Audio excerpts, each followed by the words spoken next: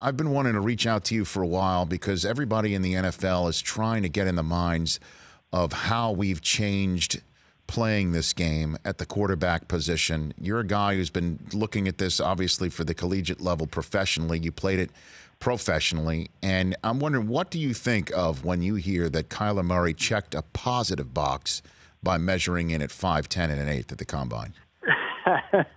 I chuckle and laugh and wish I could have been 5'10" and an eighth for a day to get my big check. I think it's the nature of the game now. You know, I met Kyler at Heisman weekend. I thought he was a little taller than that. I thought he was at least a full inch and a half taller than me.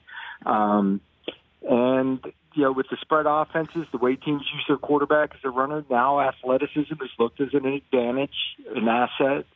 And it still comes down to the mental aspect of the game, though. I mean, you still have to be able to win from the pocket. But with the spread offenses, zone read stuff, and RPOs, it's just an asset. It's just remarkable to me that that height and playing the quarterback position with a sense of athleticism and savvy and smarts is now a commodity, where Russell Wilson is about to potentially be the highest paid quarterback in the game, and we're seeing a kid who's going to be drafted first overall, and nobody's batting an eyelash about it. It's amazing. You know, the difference is there are a lot of guys that are undersized that have success in college and then don't translate. The mental aspect of the game is number one. Number two is the arm strength of the smaller guys. Some guys cannot throw the ball. Some guys just can't. The arm doesn't carry over. You know, when you look at Kyler Murray, he grabs that thing, lets it rip like a baseball. I mean, he just turns it loose. It's a natural throwing motion. He's got plenty of arm strength, can make all the throws. So then the next step is, does he have the mental capacity? The coaches that I've talked to say, you know, with flying colors. So now all of a sudden you got a guy that can be successful, and he's got all this athleticism to boot. So it's going to be exciting. And Russell was that way. I mean, for Russell to go from North Carolina to Wisconsin, or NC State to Wisconsin, and start and star in that one transfer season, you know he had to pick things up in a hurry. You know he had to be a leader type. So all those boxes get checked, and then the height's not as big a deal. Doug Flutie here on the Rich Eisen Show. What do you think Kyler Murray's biggest challenge is going to be then? The game itself, the NFL and the blitz packages you'll face, and the things that Bill Belichick will do to keep you in the pocket. You know, what Bill always did to me when I played against him, and what a few other coaches have done, they always try to bring five. They're going to bring a fifth rusher. They're going to push the pocket, yell at their defensive end, don't you dare get deeper than the quarterback. If you know, the worst place in the field to be is behind the quarterback. Then he steps up through and he's off and running. You're defending the other goal line. And that's Bill's line. You know, so they try to push the pocket, make you throw out of a well, and have to see through. The idea with spread offenses is now you're spreading the field, you're thinning out the number of people they can bring, and the passing lanes are even bigger. And Drew Brees has made a living being in the shotgun, getting depth, and getting everybody out in the route.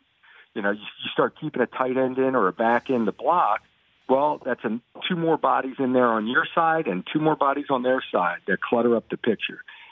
Free release people, get them out. So what's the biggest misnomer for you quarterbacks who are short in stature, Doug? What do you think?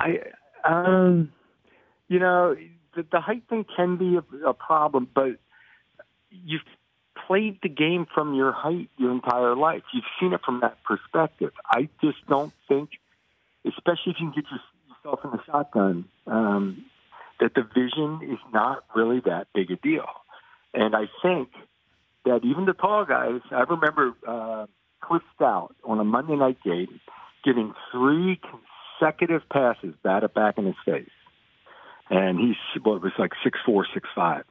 And not a word was mentioned of his height. The majority of passes, that get batted down are just, there's a guy, the defensive end didn't get a pass rush, stops the scrimmage, and here's the quarterback gets a hand up. So that every quarterback throws between bodies and through lanes. And the big difference where there is a problem, if you have a normal drop back pass where you're doing a full field read and you're over to the right side with your eyes, you instinctively slide and move a little and find a little alleyway to see what you're looking at there and get your read.